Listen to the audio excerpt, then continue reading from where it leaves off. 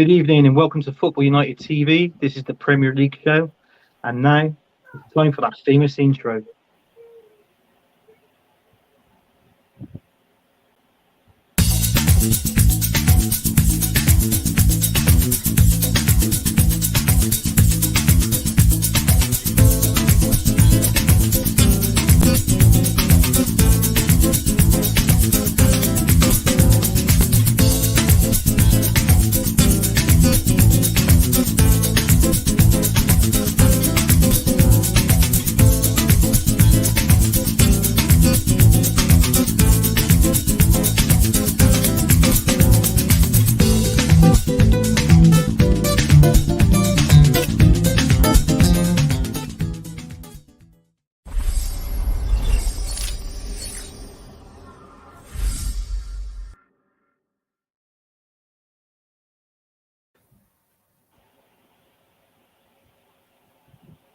Good evening, people, and welcome to the Premier League show.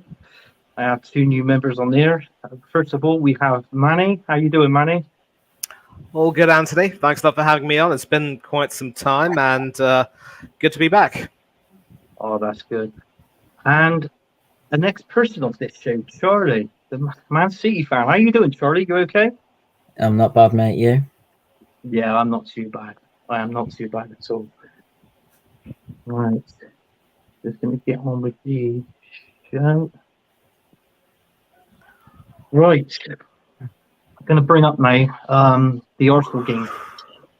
The Arsenal versus Southampton game 3-3. I'm gonna go to Manny on this one first, but I'm just going to say a couple of words before I get to you, Manny. 3-3, a draw. I got to be honest with you. This draw felt like a loss to me. You know, I'm not going to lie. It really felt like a loss. And also the game prior, the 2-2 draw with West Ham, that also felt like a loss to me as well. But on this one, basically, Manny, I basically want to get your thoughts on this game. And also as well, I've been watching, obviously, been watching you on a couple of streams as well. And a certain individual of our team that you've been on about, our goalkeeper, Aaron Ramsdale, and how you've been finding. But I tell you what, Manny, give us your thoughts on this game, and then you could talk about a certain Aaron Ramsdale after. Where do I even begin, Anthony? I mean, you pretty much said it. I have to begin with the game. I didn't like the lineup, first of all, and obviously, sure, the performance against West Ham was not really the best, but there were some people who did have more than decent games.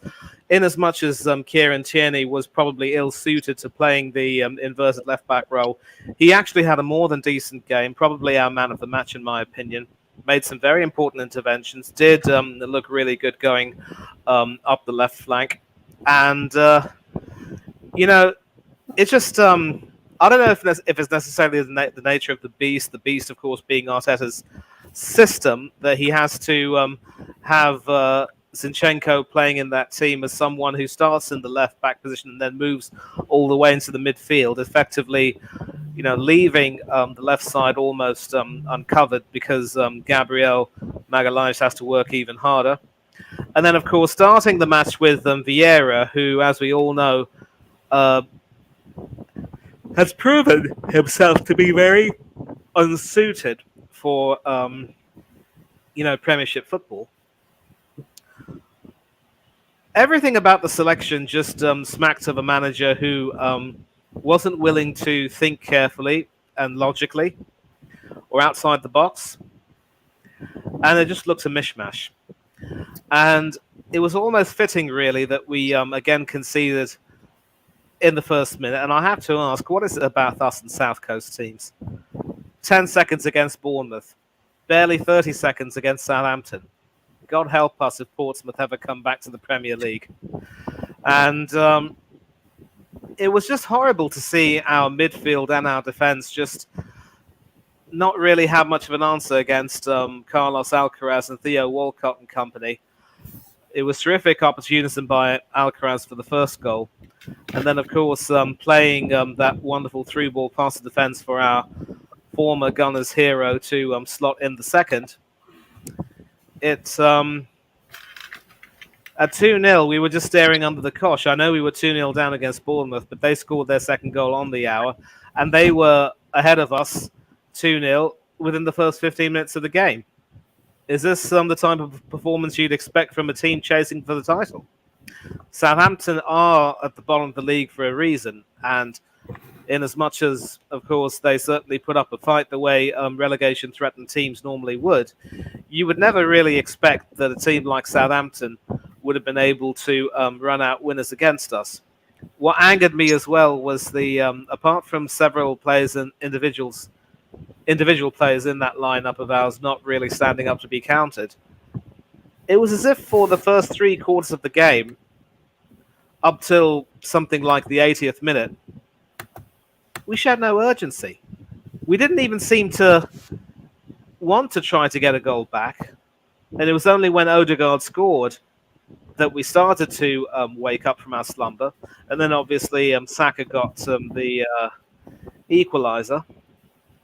And then we were, of course, throwing everything but the kitchen sink at them, trying to get the winner.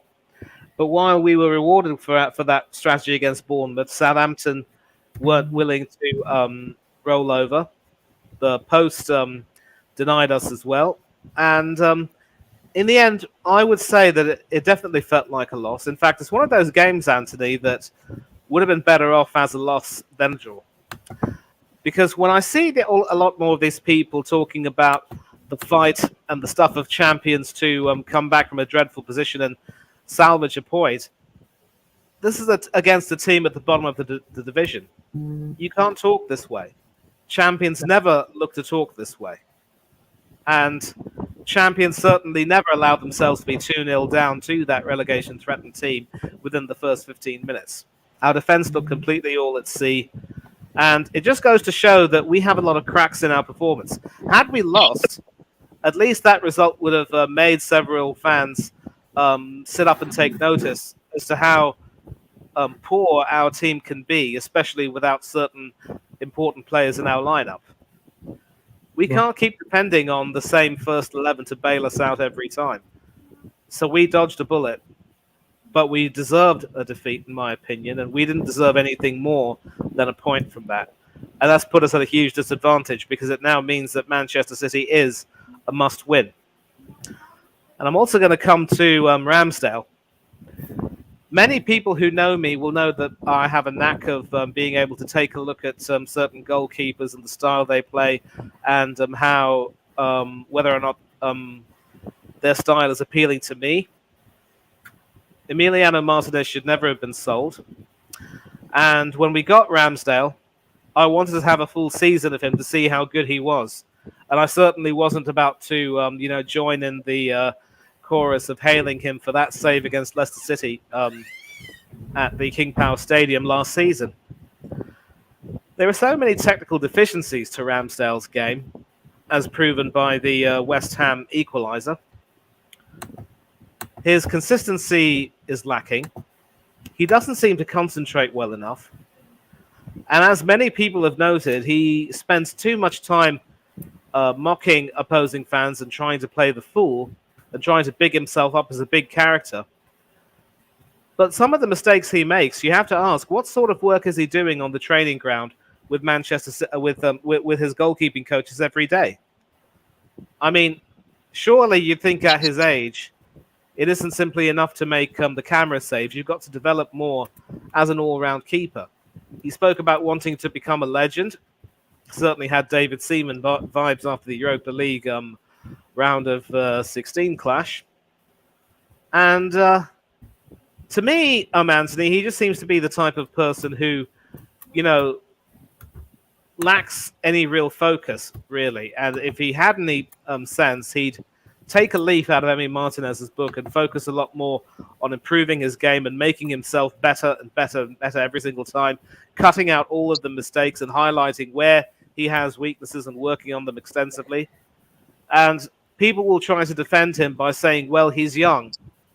You can't really expect him to be perfect. And then when he does produce good performances, they praise him to the skies. we have to be fair-minded in our criticism, and I have complimented him on some of his performances, but the Southampton game showed him at one of his worst, as one of his worst performances this season. One of his probably his worst performance since joining Arsenal.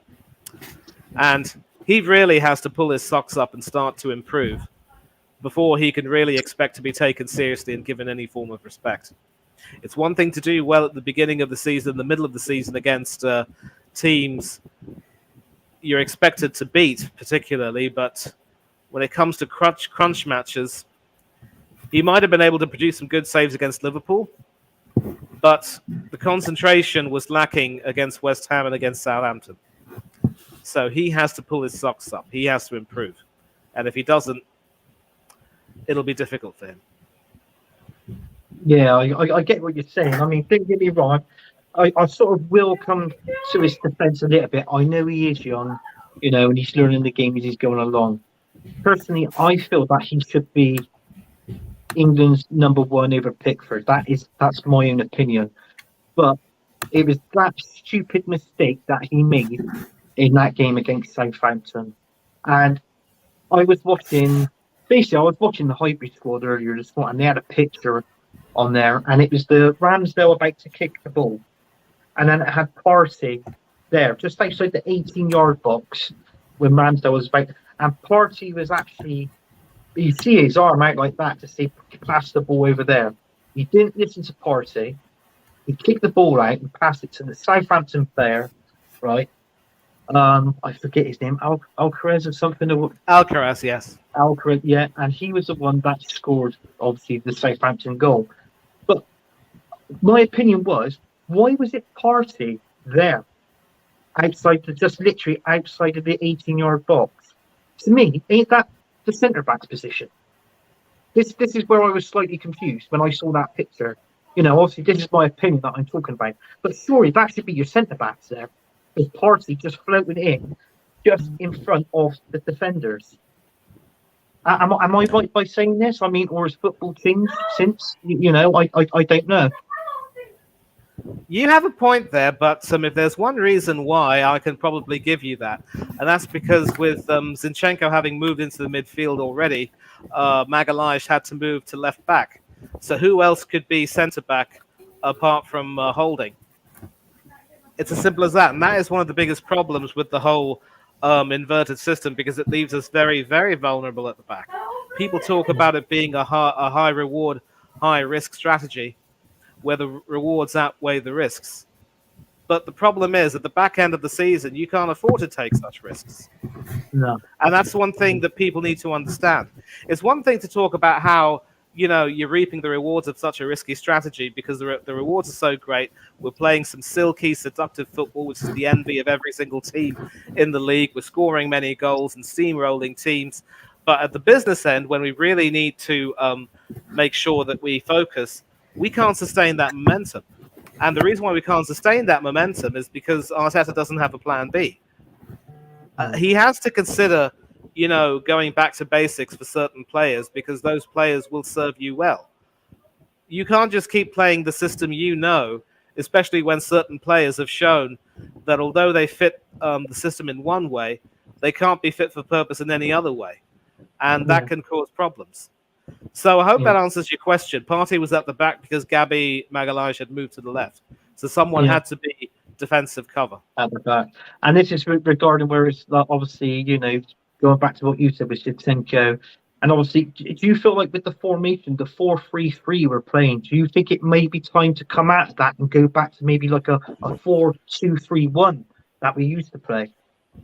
Oh, absolutely, Anthony. In fact, we started the season with a 4-2-3-1, and we had Jesus up front because, unlike Eddie Nketiah, he was able to hold the line. And at least if you were to play the 4-2-3-1, you'd have options at the back. You could bring Zinchenko into that defensive midfield where he can exert some influence. He doesn't necessarily have to come all the way back, given that he can't really defend well, but at least from there he can exert some influence. He and Partey together would be a nice contrast. Have Granit Xhaka as the number 10, or either Xhaka or Odegaard. The problem is, if you have to play both Xhaka and Odegaard can be on the right, maybe Saka on the left. either Saka or Martinelli, because a lot of complaints have been that both of these youngsters' performances have dropped off a little bit. But also, in a way, I'm not too sure what Odegaard would offer. That's why I wouldn't have him starting. And then you have Jesus as your lone striker. But I think since coming back from his knee injury, he needs to get back to full pace, I think. It might have taken a bit out of him because sometimes when you have a knee injury, it does affect that sudden turn of pace you can normally have. And it can affect almost everyone. So that's why we see a front three as opposed to a lone striker, 3 behind him, 2 behind that, 3 and 4 behind that too. I'd like to see us go back to the 4-2-3-1 formation, but I just don't know if we will. We will. All right. Thank you. Thanks for that, Manny. Charlie, your views on this game, mate? Well, I just don't think Arsenal were clinical enough. 2-0 down inside 15 minutes. I felt like I was dreaming, to be honest. I didn't see that coming in a million years. Alcaraz after 30 seconds. Ramsdale with a poor mistake, let's be honest. Theo Walcott as well. Didn't celebrate, obviously, and then came out saying he thinks Arsenal will win the league. I'm not sure about that now, especially after the last couple of results, drawing the last 3 games. So yeah, it's a very poor result for Arsenal, and I can see why it felt like a loss to the Arsenal fans. Yeah, same here, mate. Yeah, I totally agree with what you said there.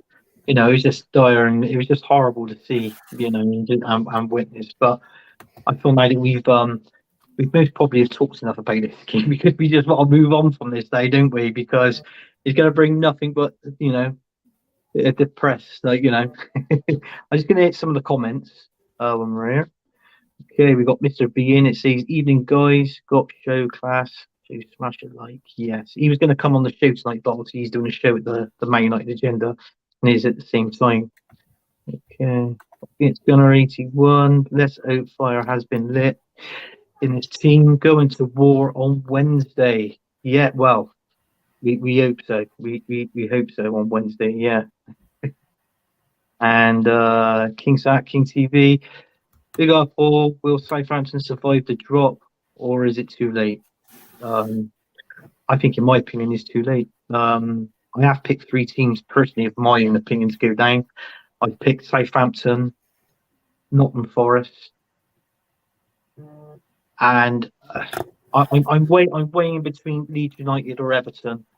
But that's, I know Leicester's in this, but I think Leicester might not come out of it. I just feel that Everton's got nothing up front to offer, for a goal scorer, basically. Any of you, what's your 3 teams going down if you had to pick? Are you asking there? Sorry. Yeah, Charlie, go on, you do. You think this is good? I think Southampton are gone. The gap's too big, and there's too many teams that are on a similar amount of points to overturn it. I think so. Yeah. Southampton bottom. Forest they made 30 odd signings, and I don't think many have been good ones. So I think they'll go down, and it's tough from there. I think it's one of Leeds, Leicester, or Everton. And if I had to say it right now, I'd probably say Leeds. They've looked a bit shaky recently. Yeah. And you, Manny, is your 3 to go down? I actually am about to piggyback off you, Anthony, because I was thinking about this on an earlier stream. And I think, obviously, with Southampton, they do show some fight, but it is really too little too late. And it is sad for the likes of Theo Walcott, who, obviously, I remember very fondly from his time with us. But, it is what it is. You can't really do too much about it. Several of those players have tried their best, but not been able to produce. Ward-Prowse has been outstanding. I just don't think Southampton will have enough. And as for Forest, they promise a great deal with their signings, but I just don't think they've been able to gel properly. And it just goes to show you can't keep buying players and expect them to do as well as they can.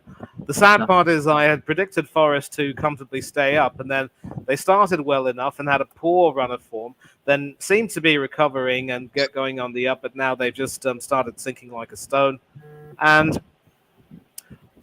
I see them going down too. And as you've said, it will be a toss-up between Leeds and Everton because with Dean Smith having come in and solved quite a few of the problems that have been affecting the team morale, they look to be a more united team, and certainly some of the result might be back. It might be facetious to say that on the back of one result, but they look good. Leeds look absolutely awful, but Everton don't really inspire confidence. So it could very well be between Leeds and Everton for that final third spot, but I just think Leeds United will also end up going back to the Championship. I think Dyche will keep them up. Yeah. And hopefully they might get Eddie Nketiah there on loan next season. They could. Well, I mean, they had him and it didn't work, so I'm not too sure they'd want to go back to that, to be honest. Yeah. And then Spooner 81, he reckons it'd be Everton, Southampton, and Bournemouth. I feel Bournemouth's been playing good of recent, but I know they've had that blip. But anyway, let's move on. Right. Spurs battered away. Let's get my words straight. Obviously they had that 6-1 defeat at Newcastle. I think after coming out of that game, Southampton game, joining 3-3, which it felt like a loss. I think that I know we shouldn't say things because sometimes it can come round and bite you, sort of thing. But I just want to say I think this kind of put a smile on my face and and made me in a bit of a better mood. But yeah, I couldn't believe the scoreline. I mean 6-1. I mean going 5-0 down. In like the first 20 minutes of the game, I literally watched the game. I couldn't believe my eyes. Couldn't even believe what I was seeing. But yeah, I thought the Tottenham was absolutely poor in defence. They were poor in midfield, up front. Even though Harry Kane got their goal, I think he's a good player, but to me Harry Kane's not world class. And I think he's best at the end of the season if he leaves. But that's my own opinion. I tell you what, I'm going to come to you, Charlie, on this game. What's your thoughts, mate? Well, Spurs tried a back four and it didn't work. Clearly, 5-0 after 21 minutes. I think it's only City that have been 5-0 up in a quicker time against Watford in 18 minutes. So. It's not the greatest stat for Tottenham fans, and their club's a mess, to be honest. They've sacked a caretaker manager, which tells you everything you need to know about that club. Kane looks like he's going to go. It's just Lloris went off at half-time. It just didn't go well for Tottenham at all. No. I know they sacked their number 2, their interim manager today, but who's left there to step in? Would they most probably give it to the manager of the under-21s to step in until they decide I think to they're giving it Ryan Mason, who took charge of their cup final the other year and got beat. Right. So, well, that's even better. Manny, your thoughts on this game, mate? If it isn't broken, don't try to fix it. Why shift to a back four and leave your midfield weaker? Stellini found that out the hard way, and at least after making a substitution to revert to a back three and then a midfield 4 or 5 or whatever, they controlled it to effectively Newcastle 1, Tottenham 1. So it just goes to show maybe Stellini should have stuck to his guns and not opted to change things. But Spurs are an absolute mess. They've got problems, and several much vaunted world-class players are just not pulling their weight. They've got 2 World Cup winners in their starting 11, Hugo Lloris for France and Christian Romero for Argentina. Neither of them can hold their hand up and say they've had a particularly good season, especially after the World Cup. And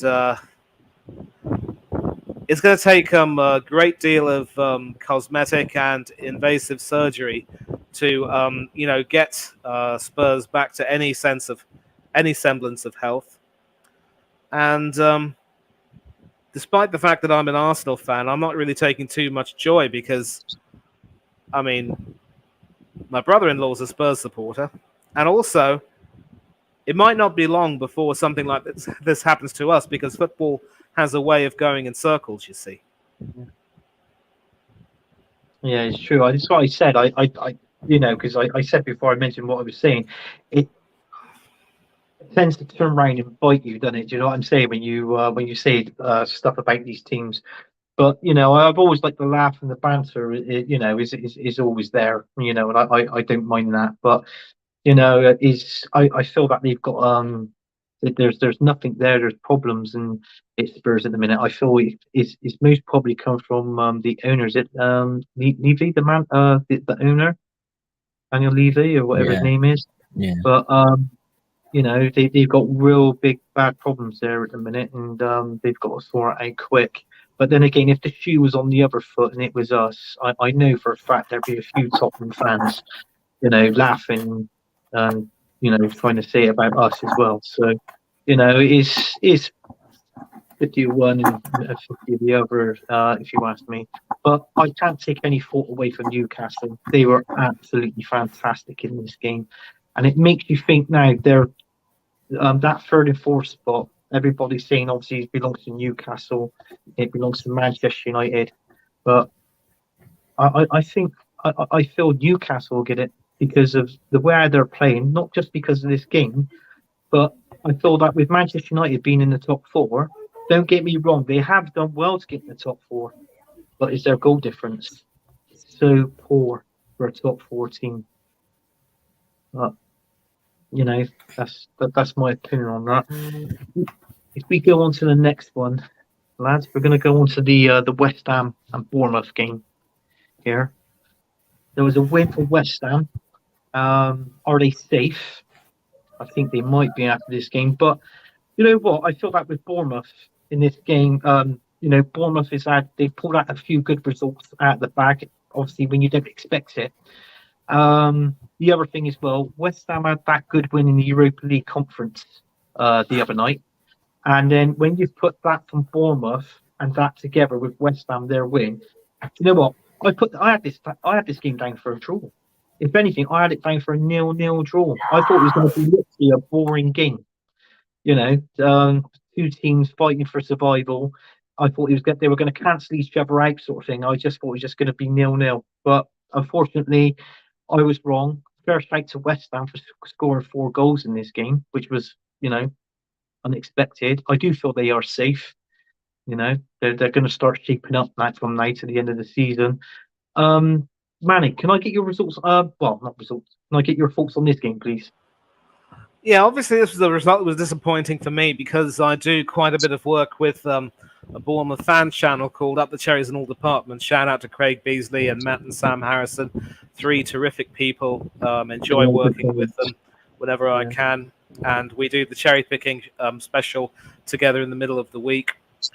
And I've actually developed a bit of a soft corner for Bournemouth, and I would dearly love to see them stay up. A result like this obviously would be a bit of a shock to the psyche. And this season, they've had some very, on the surface, demoralising results. But one thing that's really made me quite impressed with Bournemouth is that they've somehow, under Gary O'Neill, managed to fight back and, as you said, Anthony, pull some results almost out of the hat, which you wouldn't even expect. I mean, think about it. Liverpool had crushed them 9-0 at Anfield, a result that led to Scott Parker getting sacked. But then in the return fixture, they turned it around and beat them 1-0 at Dean Court.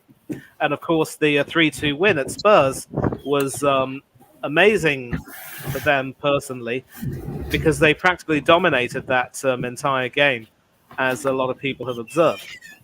So this has to be chalked off as really a bad day in the office for the Cherries and a much-needed win for the Hammers, because the Hammers certainly looked relentless in practically everything they did. And let's not forget as well, when you really, really want to try to win something and really want to train exceptionally hard, you got to be willing to be almost methodical in your methods and make sure that you time everything, your sleeping, your eating as well, to the letter. I think West Ham decided that they wanted this a little bit more, and they felt a bit confident, especially after the Europa League progress to the semi-finals, I think. So they obviously felt as though they had a score to... I wouldn't necessarily say a score to settle, but they certainly wanted to make a statement. But both teams, Anthony, should be safe. and I'm including Bournemouth in the list, and I applaud them for not falling victim to the sacking panic and firing Gary O'Neill, because O'Neill has really done far, far more good than harm for them.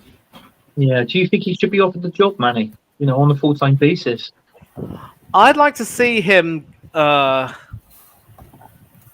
this is a tough one because he's also now been given a longer-term contract to become the head coach for 3 years. He is going to have to make sure he hires a good assistant coach who will make sure he's tactically on the button every single time. And it's not going to be easy. I wouldn't mind if either way. I wouldn't mind if she grows too tall or too short or whatever. I mean, what I'm saying is, it's going to depend on next season as well. I'm not too sure about necessarily the logic of giving him a full 3-year contract, but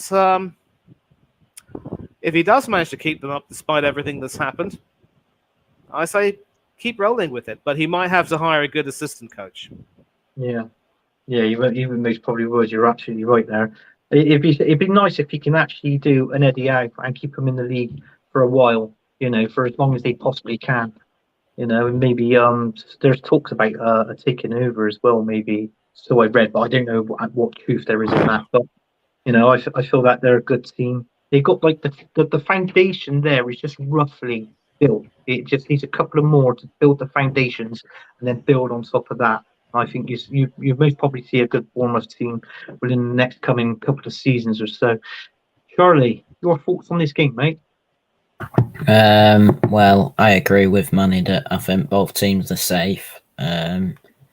Bournemouth have played very well recently, winning at Tottenham, winning against Leicester, winning against Fulham more recently, and beating Liverpool as well. So they've had a very good season. I think most people thought they'd go straight back down. Some even were saying bottom of the table, and Gary O'Neill's done a wonderful job, to be fair to him.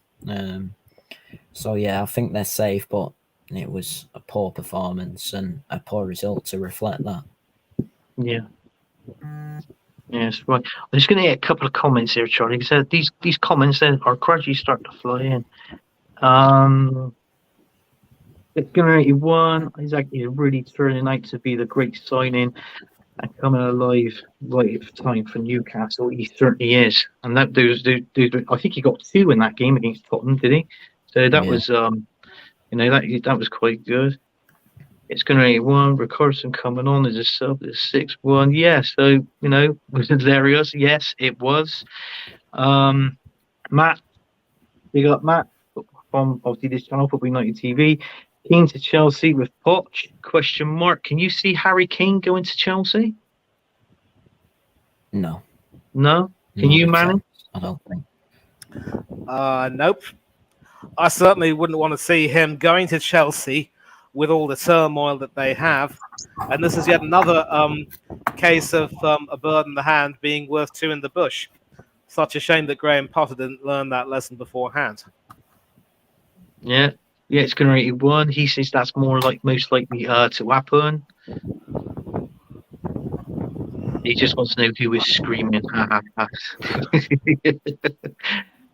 Thanks for tuning in. Please smash the likes, and also don't forget to subscribe to this channel as well. Let's have more subscribes. Not Keen's in here. Hello lads. Hello Niall. He's saying what's for dinner. I don't know who he's talking to, if anybody's eating.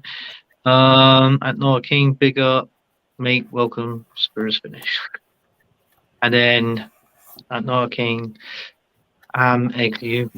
Right, okay, they're obviously talking about their food there. So right. So let's go on to the next one. Okay.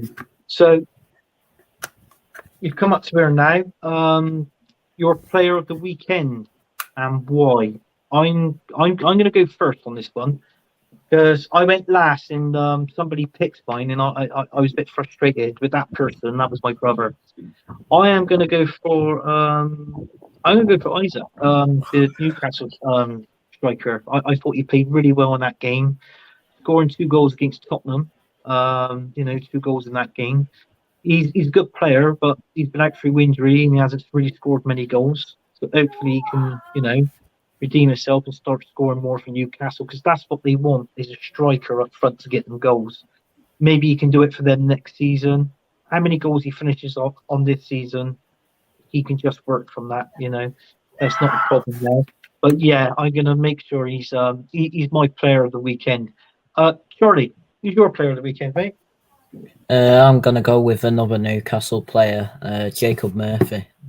2 goals in the first 10 minutes for him, and a dominating performance from Newcastle. And it's not like him to score 1, never mind 2. So I've given it to him. Yeah, and Manny? I had a good think about this one, my player of the week, and so many contenders, but I'm thinking of a certain player who left an amazing impact on the match. It would be, something to try to look at Theo Walcott, the ex-gunner, of course, who came back to the Emirates and reminded a lot of us what we were missing. But obviously, the sentimental nature of the goal aside, I thought his first touch did let him down at times. Otherwise, he would have scored at least a few more. But Carlos Alcaraz, for me, was the one who provided the impetus to really, to really take Southampton forward and try and come at us. And we just weren't good enough to respond to that onslaught. Yeah. So definitely, as what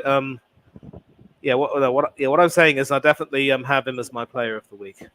Yeah, I mean, it's a good choice. I can understand why you actually said that, Manny, but I think it's hurt me right here. That's really hurt me. But I can understand why.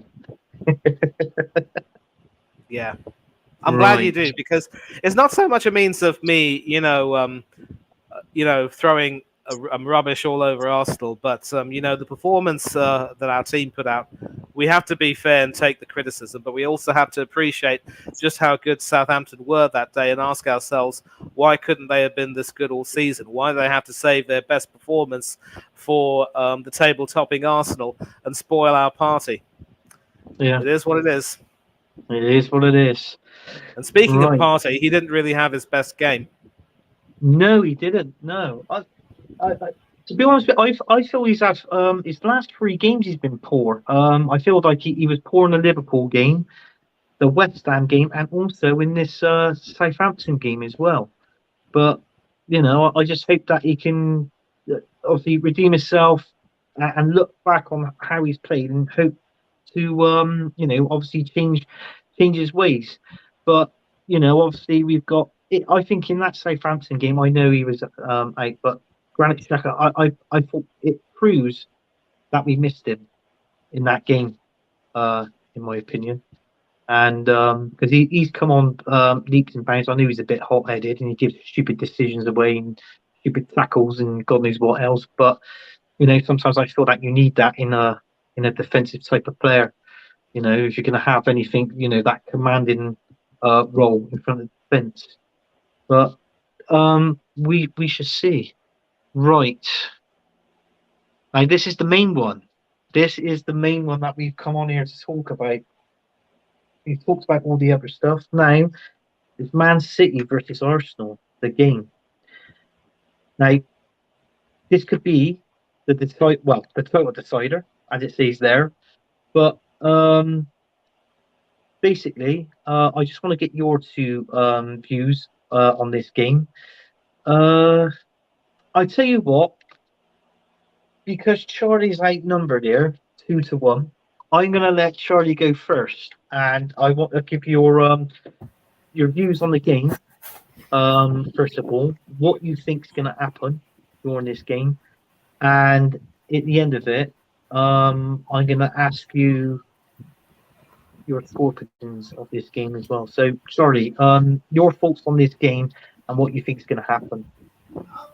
Well, I think I don't think it's must win for City anymore. A couple of weeks ago, I would have said it was, but Arsenal have not drew the last three, so I don't think it's must win. It's just must not lose for us. Saliba being out's a big negative for Arsenal. And I just can't see Arsenal beating us. That might come back to bite me, but I just can't see it. And I think it's a must-win game for Arsenal.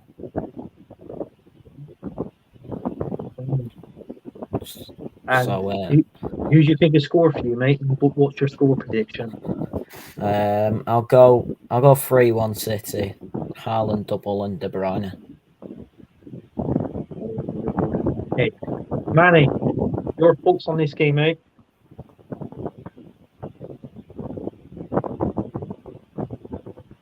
Manny? Whoops. My apologies. That's okay, Yeah, mate. so obviously Charlie's had his say, and I think I did mention earlier on the program that I wasn't looking forward to this game by any means, because I do tell you what, there's always a chance that we could get in behind City's defence, because if you've noticed, Anthony, in the last few games, Guardiola starts to tinker with his defence a great deal. Obviously, he's got two centre-backs playing as full-backs, and Stones, like Zinchenko, but on the right, ends up cutting into the midfield. But given the way they play, they also employ the high-risk, high-reward nature of that sort of play, and they can be picked at their defence. So that would give me a lot of hope, if only our defence wasn't so shoddy and porous, and certainly the absence of Saliba is a very big loss. I just don't know, in the type of teams that Arteta selects, that I can really have trust that they will be defensively sound. They just can't afford to have any more slip-ups or make any more mistakes. And yet this City team, of course, is relentless. It's come into form at the right time. They've gone on massive winning runs before, including going completely unbeaten for the last, I want to say 12 or 13 match weeks, or maybe even more of 2009. I think it was 29. I think it was. 2019. That's what it was. So all we can do is just go to the Etihad and hope and pray. And if we can come away with a draw, that'll make me happy. I really don't know if we can win. I really don't think so. So I'm not looking forward to it. No, sir. No. Okay. Yeah, I'll give my views on this now. I think it's a game, obviously, we've got to win. I feel it's like what we said. I feel whoever wins this win, it is a title decider.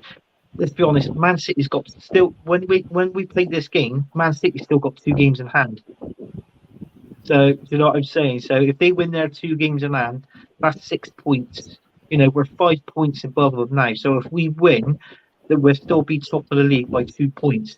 If we draw and they win their next last 2, we'd be on the same points, but Man City would be above us, edging it by goal difference. So this is what we got to do. Arteta's strategy, I believe, is trying to stop Haaland. But the trouble is, though, if you try and stop Haaland, stop the balls getting passed into Haaland, and making sure that our defenders is on him, I believe that he sort of can be stopped. But if you're going to concentrate on that one player, Haaland, it brings you into another attacking player. Kevin De Bruyne, he's going to be do you know what I'm saying? So Arsenal's got to have their wits on them. They've got to have party. And if it's Jorginho in that, if we're going to play a 4-2-3-1, which I'd rather play against Man City, to be honest with you, is if we can try and take those 2 out of the game, mark them up and stop the balls, try our best to stop the balls being passed through to them, because they're the 2 players that's going to hurt us in this game. Haaland and De Bruyne, and that's it. Even though you have got class in that team, Charlie, all over, and I'm not going to lie, you've got the best team in England. You've most probably got the best team in Europe, as far as I'm concerned.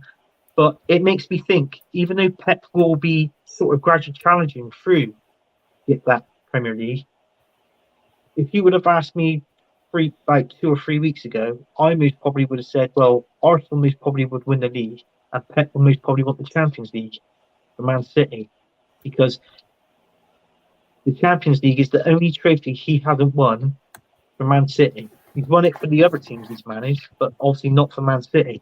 So this is what I was saying back 3 weeks ago. But it obviously it depends. If we do beat them, I it's going to be by a goal. It'll either be 2-1 or 3-2. But I could see most probably nothing but I mean my heart's telling me is an Arsenal win, but my head's telling me is a draw. And I don't know. I can give a score prediction now. Do you know what? I'll go for a 1-1 draw. I'll go for a draw. I'll say 1-1.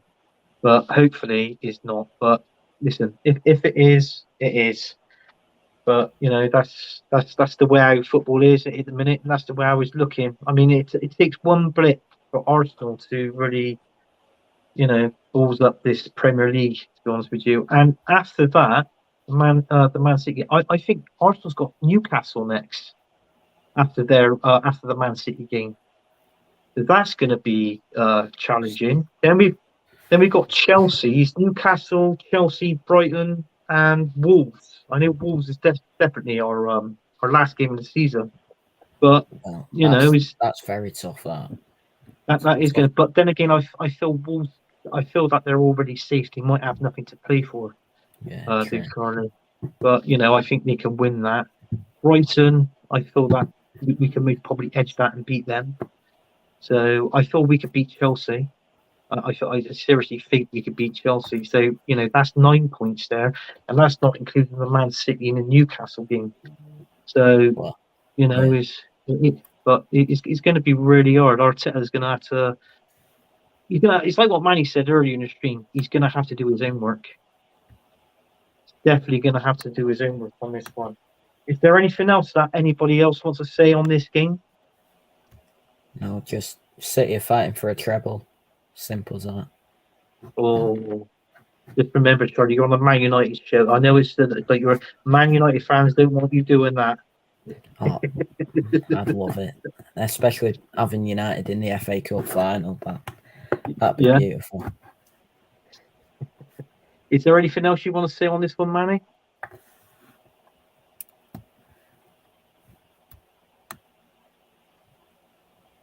Manny? Yes, Anthony. Is there anything else you want to say? Is there anything else you want to say on this game? Not really, no. I mean, I pretty much said what I need to say. And as you said, it is a must-win game. A draw could, in theory, be good enough, but the only problem is it'll exert the pressure on us to make sure that we keep winning. And it's not easy to get back to winning ways when you've had a real slump in form.